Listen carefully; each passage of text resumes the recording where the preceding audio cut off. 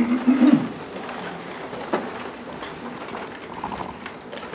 start each meeting with the opportunity to hear from the public. The board reserved this time to hear comments from the audience. Those wishing to address the board are asked to stand, give their name and address, and limit their comments to 5 minutes or less per individual per group. Concerns and comments during this session should be directly related to items listed on the proposed agenda for this meeting.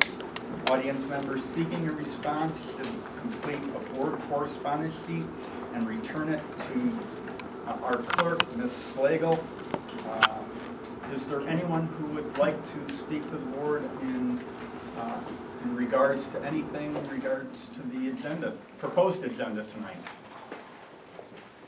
Yes. My name is Emily Van Black. I live at 33 Forest Street in Fredonia. So I have a few things. I'm going to try and keep it under 5 minutes. I haven't had time to do it all. But the first one is a revision to the minutes from the previous meeting. I don't know if the board members have a copy of the minutes in front of them, but I'm just going to refer to 2 places in the minutes and ask for the board to consider revising the minutes to reflect more accurately the content of the meeting. One is on page 1. The item under hear from the public. There's a line with 6 community members sharing their remarks at the last meeting. Those are all grouped together in one paragraph. The sentence that I would like to see revised is they expressed concerns about recent middle school initiatives. I think we need to be clear here that the concerns were about ability tracking in the middle school. And for what it's worth, I don't know if it's a good thing to call ability tracking an initiative for middle school, so there's that. And then also we just need to have that specific reference for the public to be aware of what we're talking about here. That was on page 1. And then page 8 is the next one.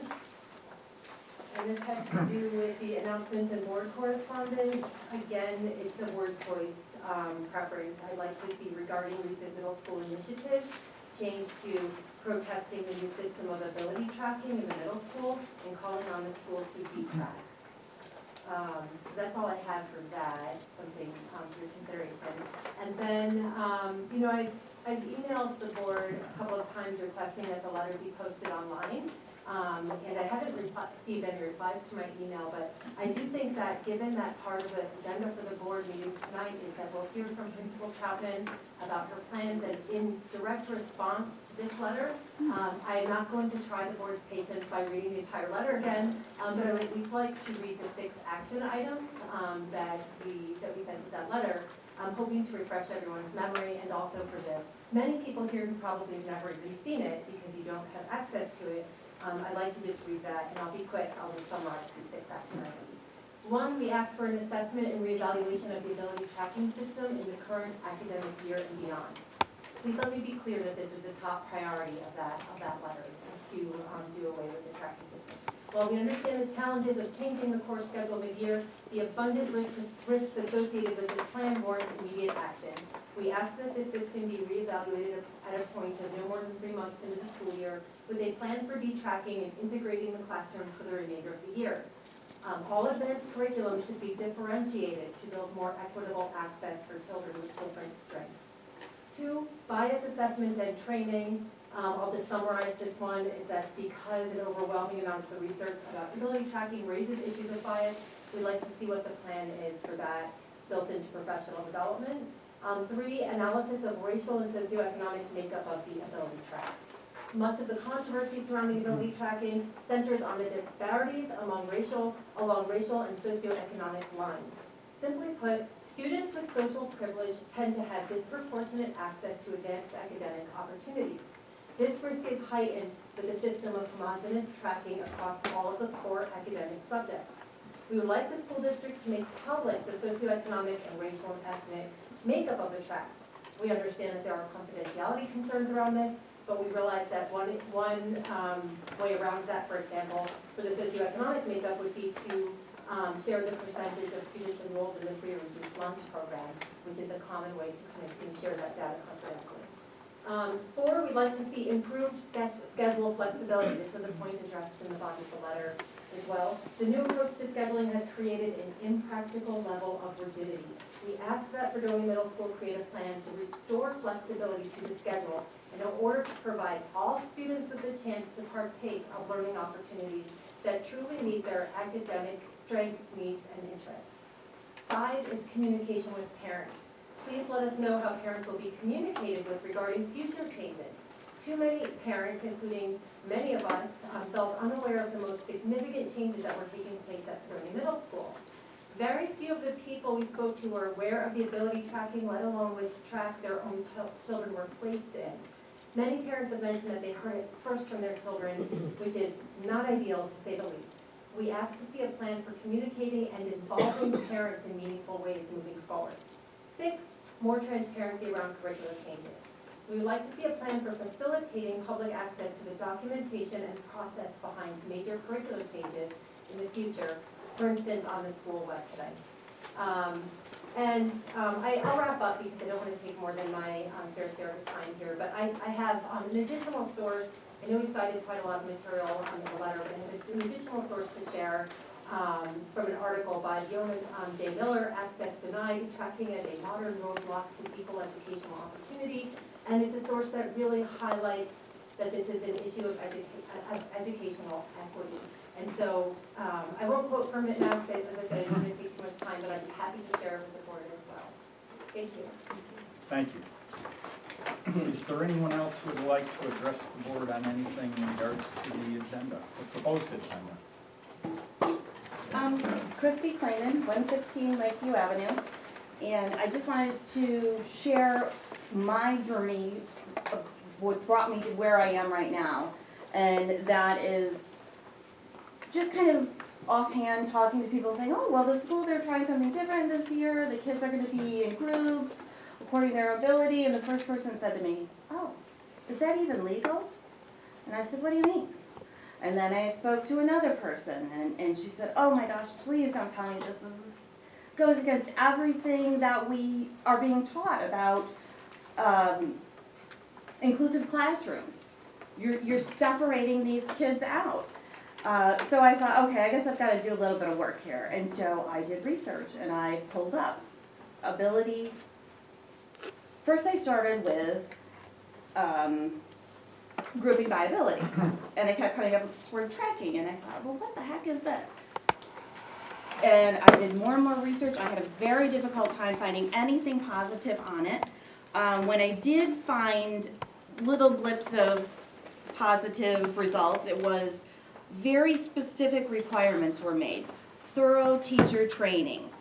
I emailed Mrs. Troutman probably about 7 times, reaching out, trying to get more information, never really feeling fully satisfied with the results I got. I asked about teacher training, and I was told that 15 teachers toured a couple school districts. Well, what about the rest of the teachers? That can't be the entire staff of the middle school teaching. And maybe I'm not right on that, but that's hard to believe. And how can such a big change be made without thorough training for all of the teachers involved? Why was it done so quickly? We were told this would happen over a 3-year time span, but all of a sudden everything seems to fully be in place. What's the hurry? Why do this so fast? If it's so important, why not take it at a slower pace? Make sure everybody is involved. Parents, because again, I really didn't know what was going on. I talked to so many people who all shared the same, well, what do you mean? And trying to get that point across to everybody and encouraging them to do a little bit of work and find out more. I guess the biggest point of this is an unethical practice. Everyone should be treated equal in the classroom. This does not do that. My child does not have access to some of the same courses that some of the other students have. Something we didn't even know until the school year began. She is in this, without a doubt, she is with the same students all day long, even though, again, reaching out to both Mrs. Troutman and Mrs. Gavazzi, I said, will she be with the same students all day? I was told in bold letter that no, she will not be. Mrs. Gavazzi did say yes, she will be. Again, after the school year started, I wanted to touch base with Mrs. Trautman, and I said, well, one of the first things that my daughter mentioned to me was that she was, in fact, with the same kids all day. And she came back to me and said, no, she's not. And I thought, you've got to be kidding me. This is very clear, and every single parent that I've talked to will tell you the same story. So it makes me question, what is being presented today? What is true and what isn't? Because we're not getting thorough answers here. And I just want to finish by reading the definition of tracking. Tracking is separating students by academic ability into groups for all subjects or certain classes and curriculum within a school. In a tracking system, the entire school population is assigned to classes according to whether the student's overall achievement is above average, normal, or below average. Students attend academic classes with only students whose overall academic achievement is the same as their own. And again, I just want to reiterate, everyone should be treated equal in the classroom. Thank you. Thank you. Is there anyone else who would like to address the board on items including the agenda? Yes. Hi, I'm Julie LeBreau, 10 Lowell Place. I have 3 children. One has graduated, the other 2, one is in the middle school and one is in high school. Actually, my background is early childhood education and special education. My first job was for United Cerebral Palsy, and we integrated children with disabilities into preschool classrooms. So this is near and dear to my heart, to children working together and seeing the benefits both academically and with their mental health. So to fast forward, I have my oldest son's permission to talk to you today because as I explained what was going on and he hears it in the house and everything, he thought it was important and he'd be here tonight, but he's in class. Dan, he has Asperger's, ADHD, and auditory processing problems, and many of you have had him as teachers, especially in the middle school. Dan in middle school received AIS services. He took study skills. Mrs. Gavazzi helped him along the way. He had a lot of support from the counselors, everyone at the school. Dan's experience was fantastic. I cannot say enough. I don't know if Mrs. Ciciotti is here, but she just holds a special place in my heart for how much she worked with Daniel. Dan would have been in the lowest group. He failed all the time at math. He didn't do so well. He was a mess. He wasn't organized. But the middle school did so great with him. And what they did is they put him next to those better students. So he could look over, he could see what they were doing, and he could model from them. When they broke up into small groups, he could work with them so he could see, oh, this is kind of how you do it. And he could learn from them. And just staying on task, things like that. And it wasn't just academic, it was for his mental health as well. Daniel could advocate for himself, and that was something that the middle school teachers, worked on so much. He could speak up, he could talk about what he needed help with. He wasn't afraid to ask anymore. So I just have to tell you, Dan's in college and he's on the dean's list. Don't pigeonhole those kids when they're, 11, 12 years old. We have no idea what they can accomplish. Doesn't matter where they are now. They need to be with other students of all different abilities. And so, in my heart, I can't believe your system was broken enough to need to do this. Maybe we needed tweaks here and there, maybe everything wasn't great, but it just seems like a whole apple cart got upset. And from my experience with my family, the middle school was doing just fantastic. And so I just ask as decisions are made for, to just take to heart what everybody's saying. Thank you. We have another comment in back. Melanie Karshima Golden. I live on the other side of the Terrible Roundabout. On East Main Road, South Glen Lake. So I have a unique perspective, I guess. Could I ask you to step forward so that we can hear you here at the board? Please.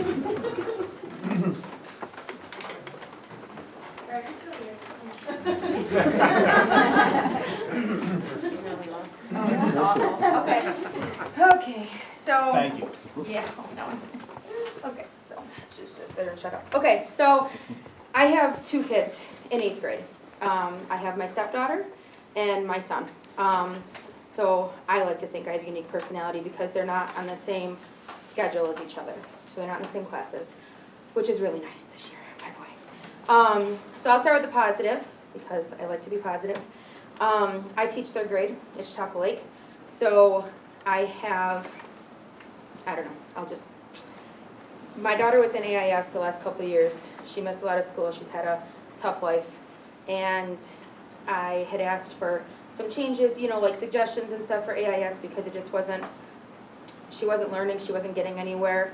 And so I think that the way that it's scheduled for the kids that need that extra help, I do see positives to that. I do think that they're getting more attention rather than sitting in a class that would more like be a study hall. So for that, I'm grateful that big changes and that you guys are aware of that and that those things are happening because it's super important that we help our struggling kids. Absolutely. Riley has had her best year since she's been in Fredonia. She is thriving. She is in the average track, I guess we're calling it. And she is with peers that are of her equal, I don't know, whatever. But she is thriving. She loves school. Her grades are incredible. I'm so proud of her. My son Caden is in the advanced track. His whole life he's been the helper in classrooms because he's smarter than me, I'm going to tell you that right now. And he wasn't being challenged, and he's never learned how to be challenged. He's kind of crashing this year because he's never had to work hard, he's never had to study. This challenge for him this year in the classes that he's in are teaching him life experiences that he needs, and I'm glad he's getting before high school and college level classes. So for that, I'm extremely grateful for that. I teach Tier 2 AIS in my classroom, and while I'm doing my reading stations, I work with those kiddos, and I do ability grouping in my reading stations. I will tell you that right now. It is not my whole day. I have my same kids throughout the day, and I see the benefits because I can take my lessons a few steps further with some of my groups, and I can pull my lessons back with some of those kids, and I get to focus more on their strengths and their needs. So I do see a positive in certain aspects and done correctly. I absolutely agree. For the negative, try not to do too many. Caden has 40 minutes for math every day, and he's failing math right now. And it's tearing my family apart because he is struggling. Because whereas the other classes have 80 minutes every other day, I do see a benefit in 80-minute group blocks. Because by the time they get in and get settled, he's getting 15 to 20 minutes for tests, and he's not failing them. He can't finish them. He can't do them correctly. So I do think, and everybody said when we went into this there was going to be some tweaking that needed to be done, and I agree with it. I do think that education's constantly changing, so we have to adapt to it. So I do think that the 40-minute blocks, he came home today upset that his ELA class was 3 periods behind the other classes because those 40-minute rotations, it's harder to get into things. So that does definitely, that's at the top of my list. His lunch, I'm sure everybody's kids have complained about lunch because he gets 3 bites, he's almost 6 foot tall, and then he's literally eating my woodwork in my house. But I do think that the fluidity that other people, I came in late, I do think that there needs to be more fluidity in the groupings. I do. I know that the first few periods there is, and I'm extremely grateful for that, but I do think that it needs to be easier to get in and out of the groupings, and it shouldn't be math or nothing. I do agree with that. I know it's a scheduling nightmare. My mom, when I grew up, I watched her go in her office and work on schedules all summer, and she was miserable. Okay, I have very fond memories of that. I know it's awful, but I do think that there can be something that can be done. And the last thing is, there are a few teacher perceptions of the higher group, and there are some comments being made to Caden's class, like, why are you guys talking? You guys are supposed to be the brighter ones. You're supposed to be the good class, the smart ones, the advanced ones. Why are you my biggest problems? And I think that also not as many teachers are on board, and I think it's going to be an adjustment as well. But it's hurting the kids hearing that. So like I said, I see positives and negatives, and we as parents will do whatever we need to support you guys and to support our kids. And I hear everybody's concerns, but that's my yin and yang situation. And I'm done talking. I don't talk. Thank you. Thank you. Do we have anyone else who would like to address the board on agenda items? All right. I will close that. And we have the proposed agenda and consent agenda. The adoption of the consent agenda upon motion and the second, and an affirmative vote by members present approves each and every item so designated. However, prior to the adoption of the consent agenda, any board member may remove any item from the consent agenda. This item will then come up for discussion as part of the regular agenda. The purpose of the consent agenda is to expedite routine matters so that the board has more time to deal with substantive matters. If I could get a motion to bring that to the table. Mr. Hawk and Ms. Powell Fortnell.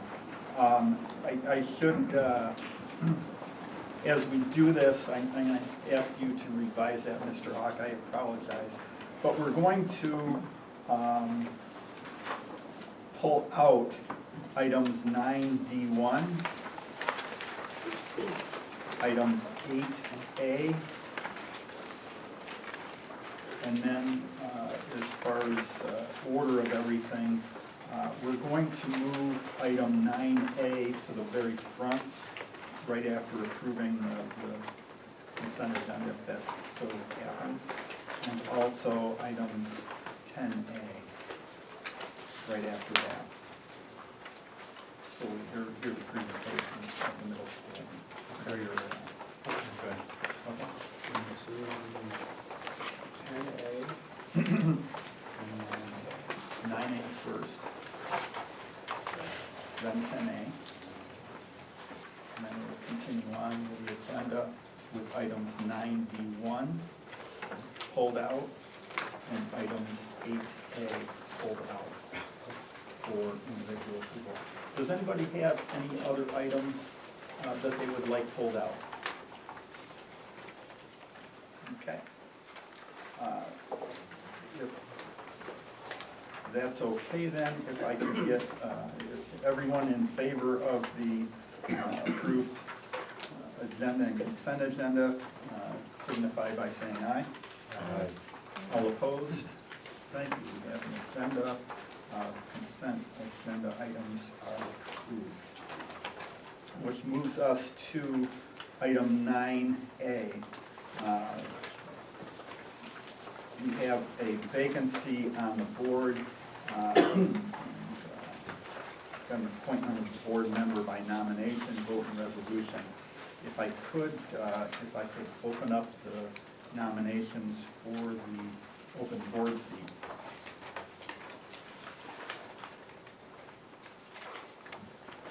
Nominate Steve Johnson. Yeah, if you could read that from the agenda. Oh. please. I, Heath Forster, nominate Stephen Johnson for appointment to the office of board member to fill the seat vacated by Michael Boxley. This appointment will be effective immediately and will end upon certification of the results of the Board of Education. Vote tentatively scheduled for May 19th, 2020, or as otherwise provided by law. And do we have a second on that nomination? Second. Mr. Hawk. Are there any other nominations? If not, I will close that. All those in favor signify by saying aye. Aye. All opposed? Thank you. Mr. Johnson, if you would please come forward.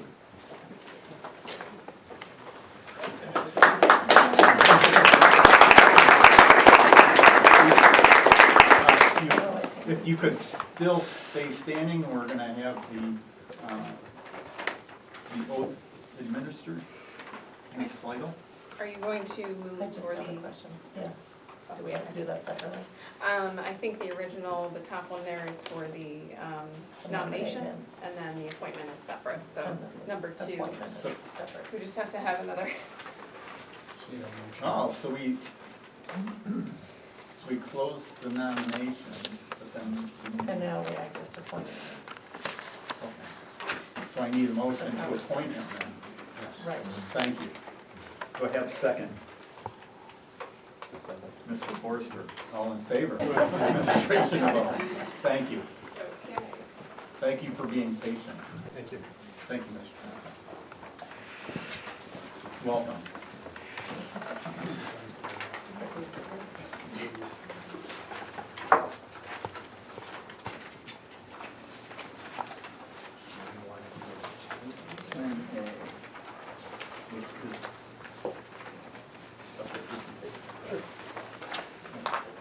We have the middle school.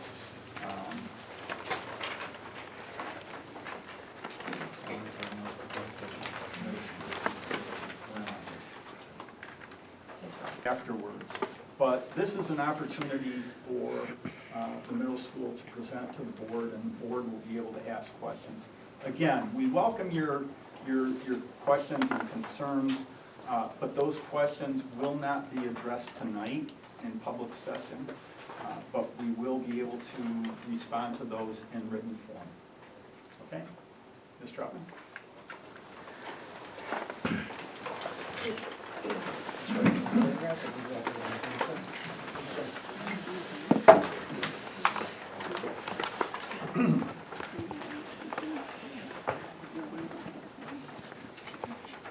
So last year, some of the goals that I had getting here was to really identify our school's strengths as well as its opportunities for growth in an effort to facilitate a climate of continuous improvement.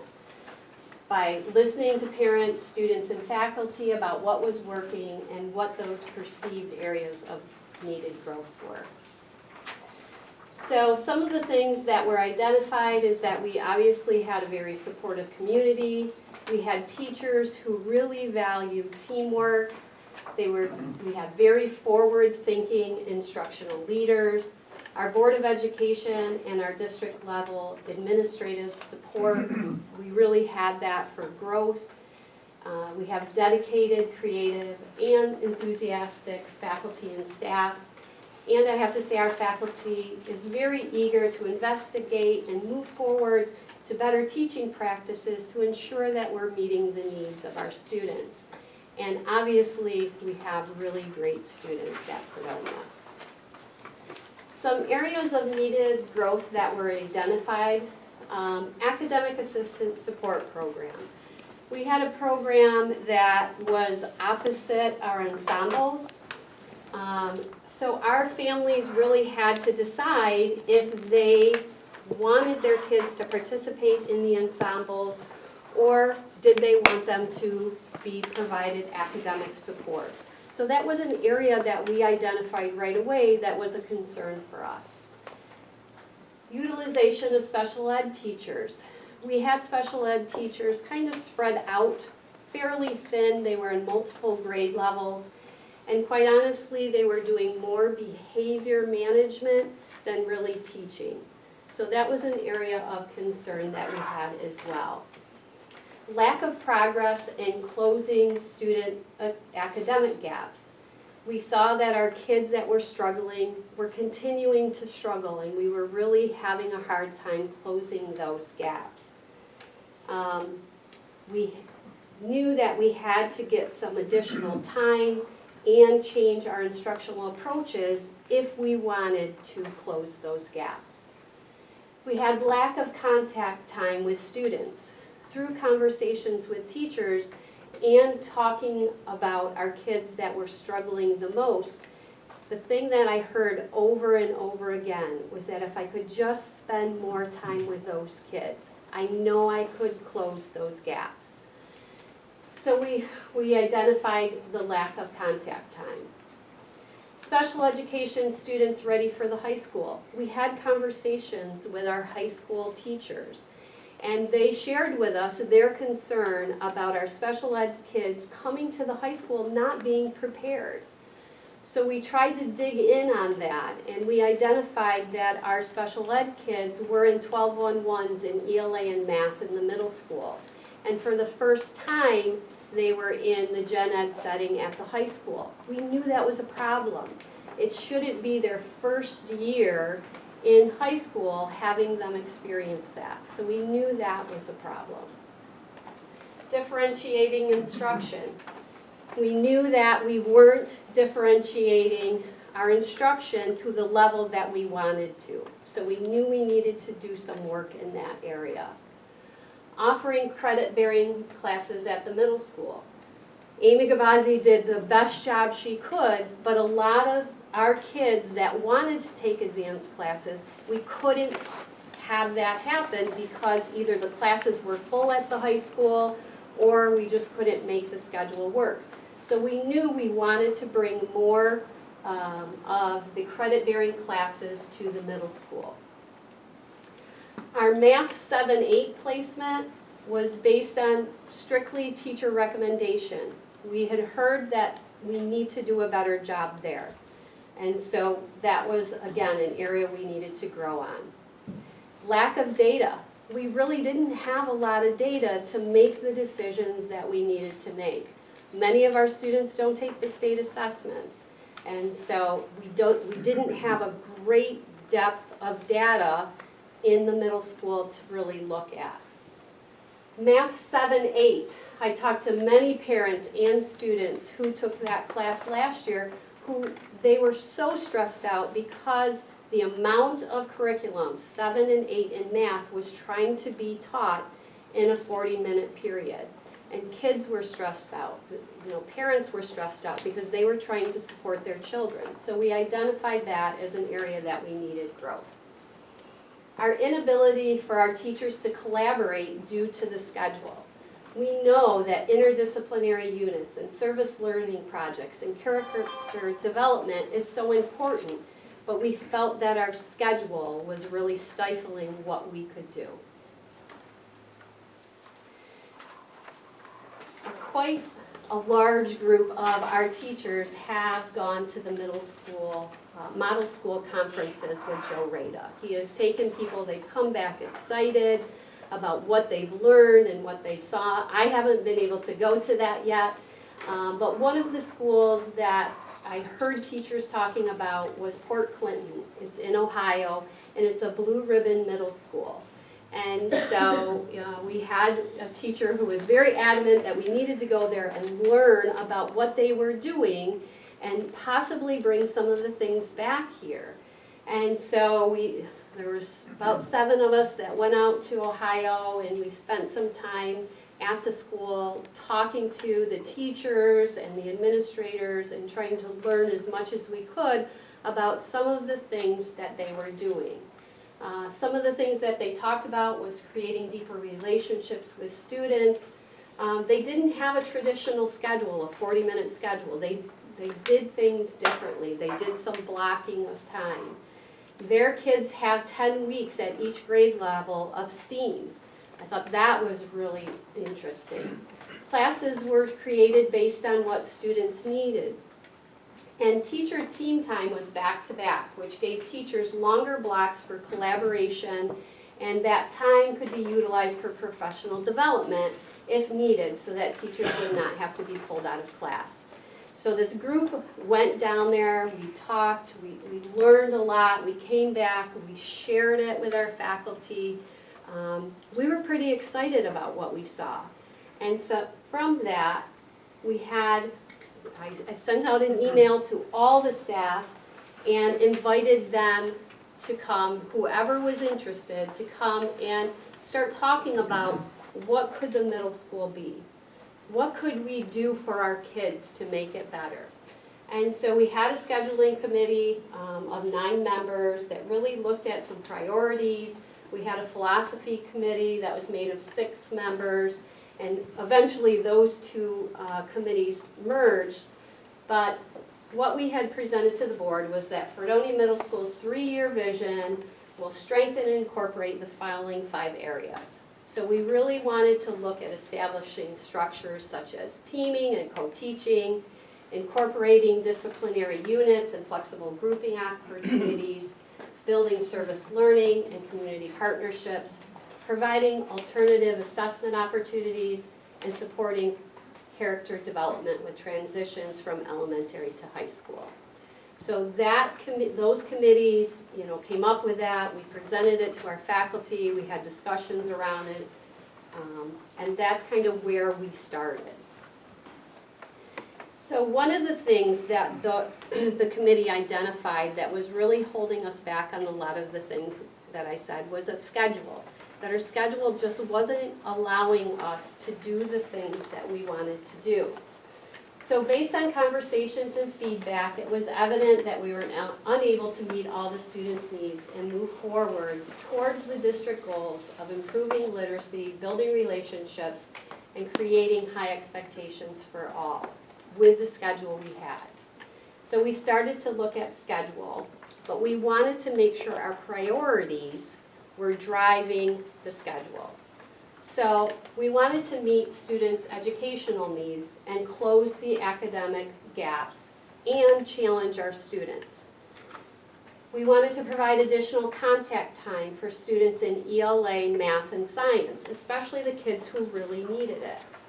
We wanted to reduce scheduling conflicts with academic intervention services and the music ensembles. We wanted to make sure our kids who needed the most support were getting it, and they didn't have to give up something in order to give it. We wanted to provide consistent student experiences across team sections.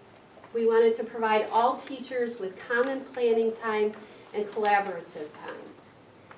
We wanted to increase flexibility within the school day based upon instructional needs. So for instance, in 5 and 6, ELA and social studies were put back to back, and one teacher is teaching that so that they have the flexibility of that time within that day. The same with math and science in 5th and 6th. Those are back to back in the schedule, and the same teacher is teaching it so that they have that flexibility of using that time the way they need to. We wanted to reduce shared staffing issues, which caused a lot of lack of flexibility in the schedule. We wanted to eliminate teacher isolation from scheduling singletons and off-team classes, which creates teaching in silos. So it doesn't allow for the collaboration that we wanted to happen. Teaming and pairing of teams really allows our students and teachers to be able to get to know each other at a more deeper level. And we know that student relationships are what helps our students be successful. And we wanted to provide high school credit-bearing opportunities in the middle school. So those were our priorities before we started working on the schedule. So in 5th and 6th grade, the changes that we made is that our AIS services are provided directly in a content area classes. So our ELA and math, they're provided right in the class, and there's 2 certified teachers in there so that families don't have to choose between band, chorus, and orchestra or academic support. We took that off the table so that the kids are provided it within the class.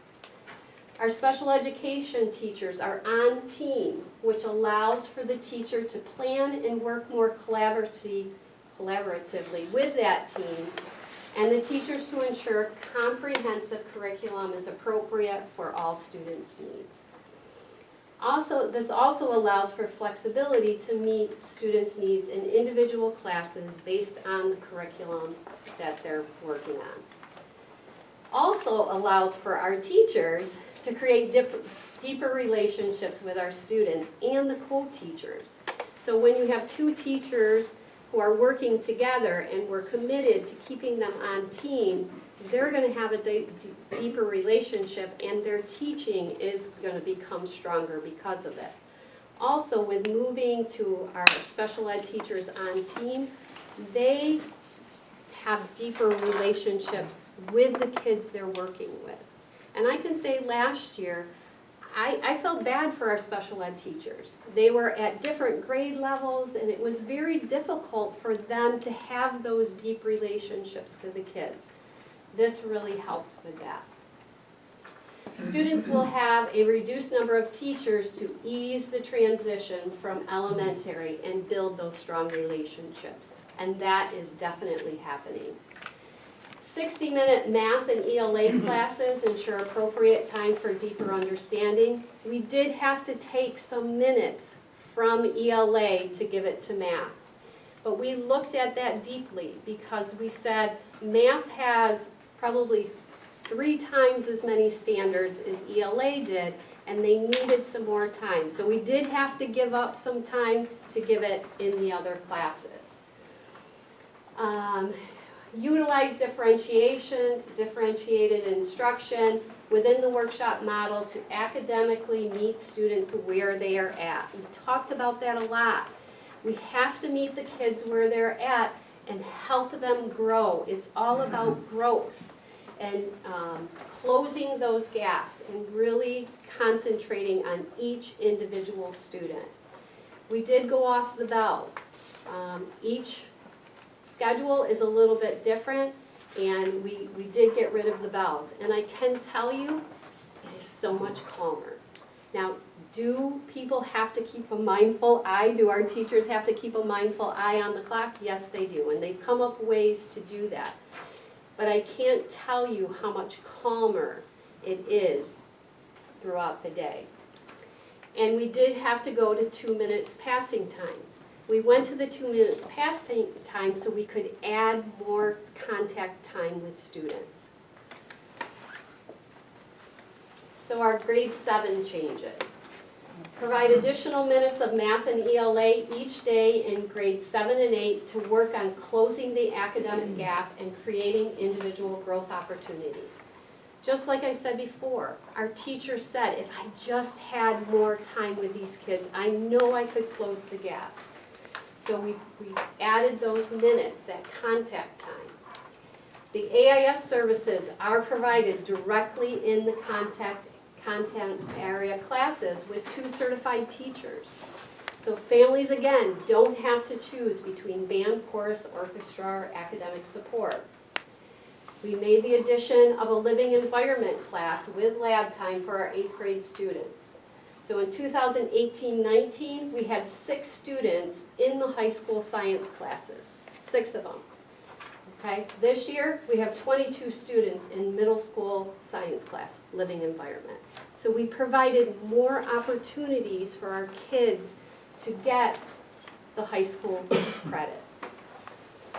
Additional math time for grade 7 students taking the Math 7-8, so it's a 2 years of study, so that students have the time needed to dig deeper into the content and develop deeper skills.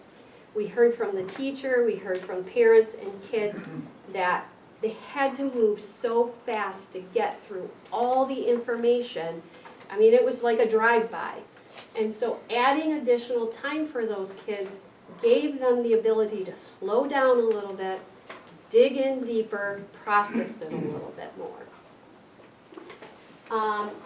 Additional science time for grade 7 students taking the Science 7-8, so 2 years of study. So we talked about the math class, and then our science teacher said, well, wait a minute.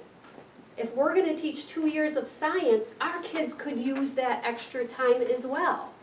And so we added the extra period of science as well in 7th grade, again, so that the kids could get a deeper, richer education with that. We did have to shorten student lunches to 20 minutes. We based that on being in the lunchroom, seeing when most kids were done, and when the noise level went up by 10% or 100%. And we saw at about 20 minutes, most kids were done eating. So we had to steal that time in order to add it to our classes. ELA and math, again, we went to a more least restrictive environment.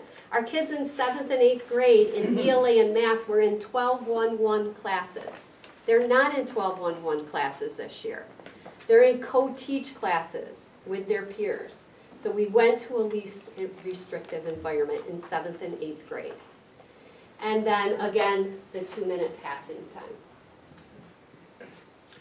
So we did a parent questionnaire trying to get some feedback from families. I know it's only 57 families, and that's not, we have way more families than that. But just to give you an idea from the 57 families that filled it out, My child is enjoying their experience in school.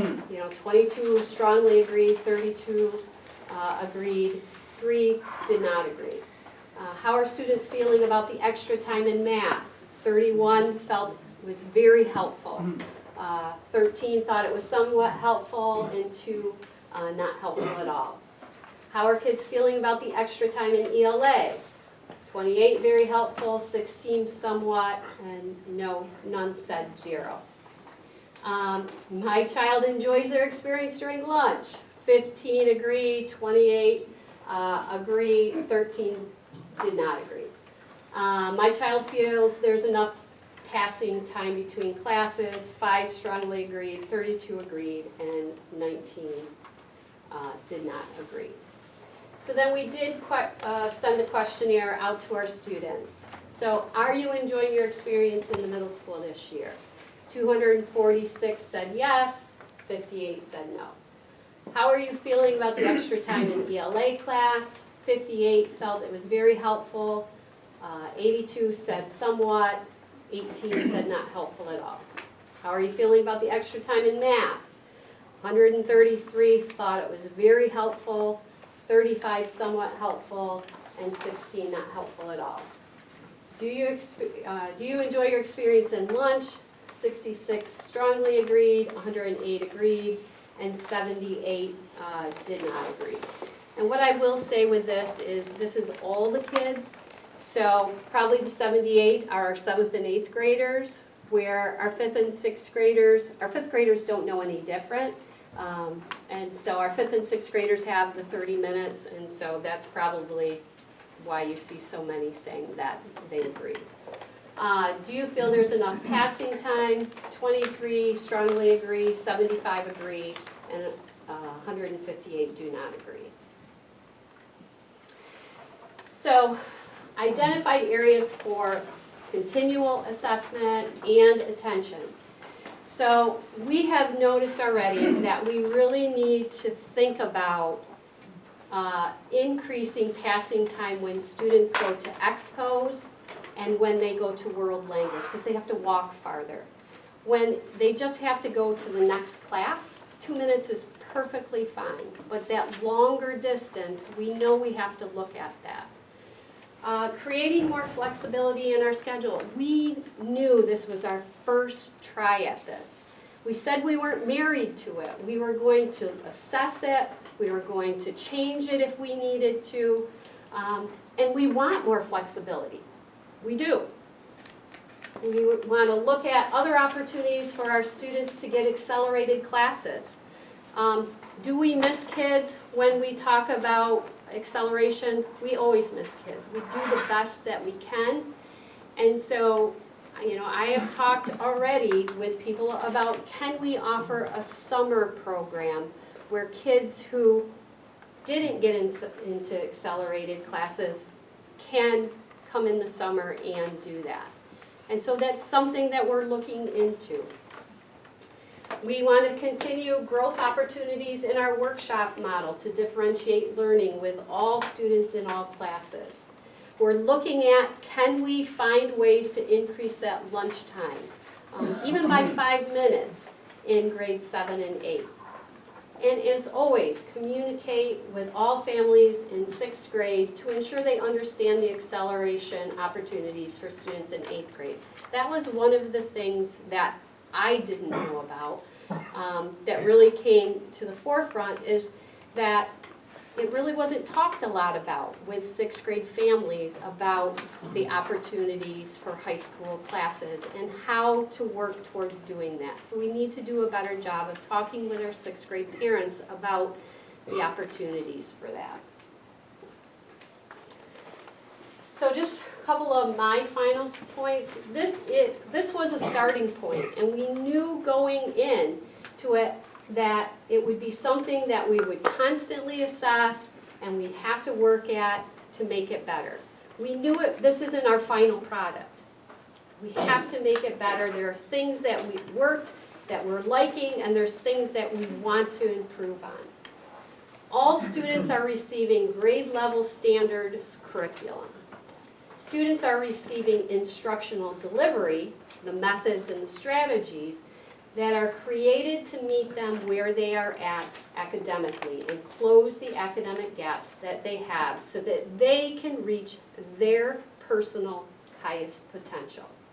In 7th grade, our students who are taking Math 7-8 and Science 7-8, they are traveling with their specific group of kids. We tried our best to figure out how to make that work. And we're gonna work to improve that. So we know we have some problems that we need to fix. Math 7-8 and Science 7-8 students were determined by looking at math grades and science grades, final exam scores, our STAR data, New York State assessments if students took them, and teacher recommendation. That's how they were determined. In 8th grade right now, we have 21 students in the algebra, we have 22 students in the living environment. In grade 7 integrated math, we're at max, we have 25 kids in there, and in the integrated science, we have 25 kids. We're trying to get as many kids the opportunity as we can. Communication can always be improved upon.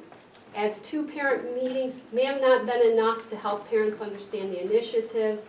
The initiatives were shared with our middle school site-based team, but if I could do something different, digging into deeper discussions and getting more community feedback would have increased that communication. We can always see the areas that we could have done better in hindsight. So communicating more with our families would have been and will be a priority as we move forward.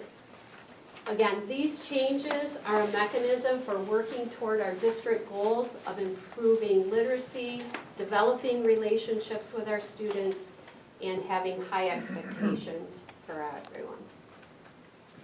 So I'm just going to give this time for the middle school teachers to stand up and share their thoughts, what they've seen, what they've experienced.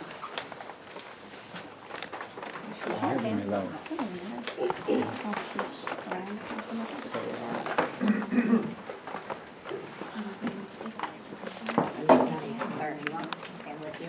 Okay, all them stand. Hi, I'm Amy Lauer. I teach middle school science, 7th and 8th graders. I have taught many of your children in the past, and I teach several of your children now. I just wanted to say how much I appreciate the investment of the additional staff. It did lead to the reduction of some class sizes. I think that's particularly noteworthy because it's allowed me to make some really strong relationships with the students that I have. I can spend a great deal of time not only getting to know them, but working with them independently in class and also outside of class. I should mention at the beginning of the year, parents, I asked your children to make me a short video about themselves, introducing themselves, telling me something about them that I should know. And they told me that they love learning and that I should know that every student is an individual and they all don't like to do the same thing, which is so very true. And right off the bat, I will tell you that they absolutely do love learning. They soak up every moment in science that we have. And they most definitely are all unique individuals. The smaller class sizes really make it possible for me to differentiate to their needs. So not only to what they enjoy learning about, but also to their independent styles.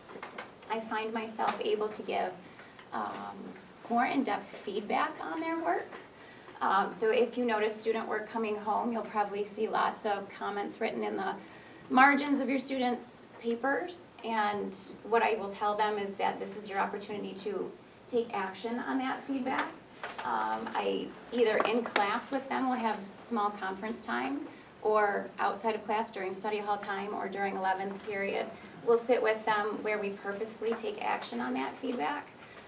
When we had larger classes, that was a little bit more difficult to do. And it was a little bit more challenging to do if I didn't know the student as well, or if I didn't have that trusting relationship with the student. So I very much appreciate that you were willing to make that investment in the additional staff. I've seen students in these smaller classes build their confidence. So whereas a student in the past might have typically been more of a wallflower, someone who would have engaged in the learning but not necessarily felt comfortable contributing to the class discussion, those students are starting to raise their hands. They're starting to feel supported, they're feeling confident, and they're contributing to class discussion. They're emerging leaders, which is really nice to see. It's awesome. The other thing I wanted to mention was the investment in making us whole teams again. Today I attended a workshop with 2 other team members, which has not happened in a long time because we kind of had that mishmash of teaming going on. So I was excited to attend a team conference today. It was all about climate change. So with my 7th grade team, we're hoping to bring that back and introduce that to the students as a whole group and kind of teach across discipline to make those rich connections to really bring that content home to the students. So I just wanted to say thank you for making that investment. I'm Daryl Wagg. I currently teach 7th grade science in our middle school. I've had the opportunity to see changes take place in the school for the past 29 years. My participation in the scheduling committee was one of interest and concern because I've been here long enough to see changes take place, and I knew I wanted to be part of what was going on. And I did have an opportunity to go to Port Clinton, visit the school, and see some of the things that they were doing, and in some ways feel envious of what they were able to do. And once again, I want to just kind of support what Amy said. We've been given an opportunity with the additional staffing to make some changes to the way we present science curriculum, math curriculum, ELA curriculum. It's all part of a bigger picture when it comes time to look at students and work with individuals to get to know them a little bit. The personal connection with the smaller classes is critical.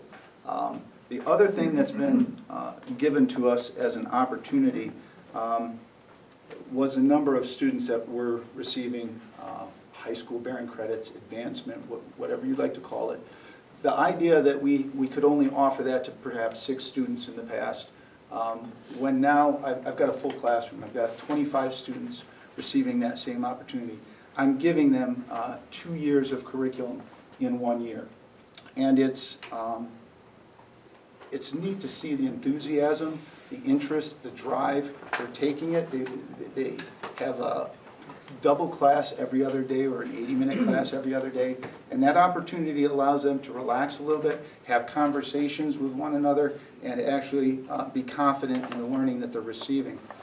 The other thing that I have worked on over the years, I have taught with many special education teachers, all of them very good teachers, but we've always been moved around from grade level to grade level and groupings to groupings. This year, and as Paula shared, we've got an opportunity to have a consistent special education teacher working on team with us. I feel like I'm being taught new tricks.